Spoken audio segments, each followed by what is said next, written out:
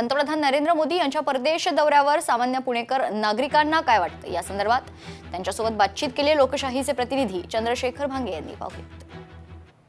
पंतप्रधान नरेंद्र मोदी यांनी हैदराबाद येथे एका कार्यक्रमामध्ये नागरिकांनी परदेश दौरे टाळावेत असं आवाहन केलं होतं आणि या आव्हानानंतर स्वतःच आता पंतप्रधान परदेश दौऱ्यावरती गेलेले आहेत. काही मंत्री सुद्धा परदेश दौऱ्यावर असल्याची माहिती आणि या सगळ्या विषयी पुणेकर नागरिकांना नेमकं काय वाटतं आपण त्यांच्याशी जाणून घेऊयात. काय सांगाल, काय वाटतं तुम्हाला? जागतिक युद्ध परिस्थितीमुळे भारताच्या अर्थव्यवस्थेवर नकारात्मक परिणाम झालेला आहे. त्यामुळे कुठेतरी आपली परकीय गंगाजळी कमी होत आहे आणि मोदीजींनी जो सल्ला दिला की परदेश दौरे टाळायला पाहिजे तो नक्कीच चांगला आहे. परंतु मला वाटतं त्यांनी स्वतः त्यांचे जे राजकीय पक्षाचे पदाधिकारी असतील, मंत्री असतील, ह्यांच्यापासून सुरुवात होणं गरजेचं आहे. कारण की हे जे लोक फिरत आहेत परदेश दौरे करत राजकीय मंत्री वगैरे, हे सगळे जनतेच्या पैशानंच फिरतायत ना.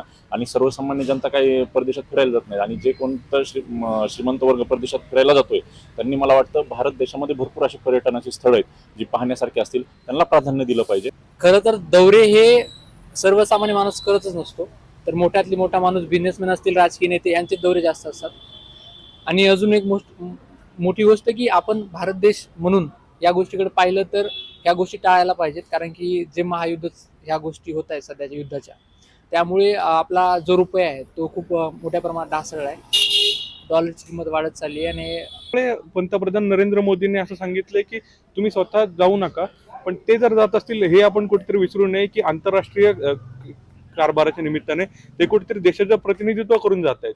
म्हणून आपलं नागरिक म्हणून काही कर्तव्य आहेत आपली ही, आणि त्याचंही आपण पालन करावं. लोकशाहीसाठी मी चंद्रशेखर भांगे, पुणे.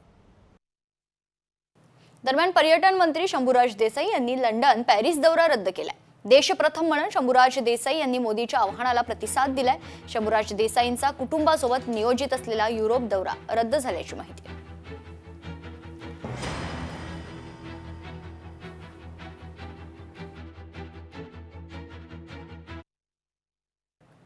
मंत्री छगन भुजबळ यांनी मोदींच्या आव्हानावर प्रतिक्रिया दिली आहे. इतर देशांपेक्षा भारतातील स्थिती चांगली, इतर देशात परिस्थिती भयानक आहे. भारत देश मजबूतीने उभा आहे असं देखील भुजबळ म्हणाले.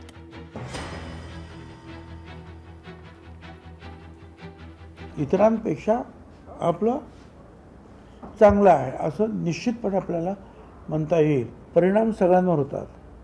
वाहतुकीवर परिणाम होतात, कारखान्याच्या प्रोडक्शनवर परिणाम होतात.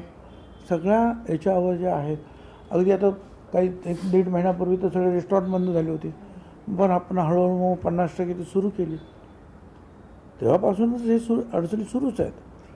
तर म्हणून त्यांनी सांगितलेल्या ज्या गोष्टी आहेत की याचा आपण ह्या गोष्टीचा विचार करा आणि जपून या गोष्टी आपण वापरल्या पाहिजेत.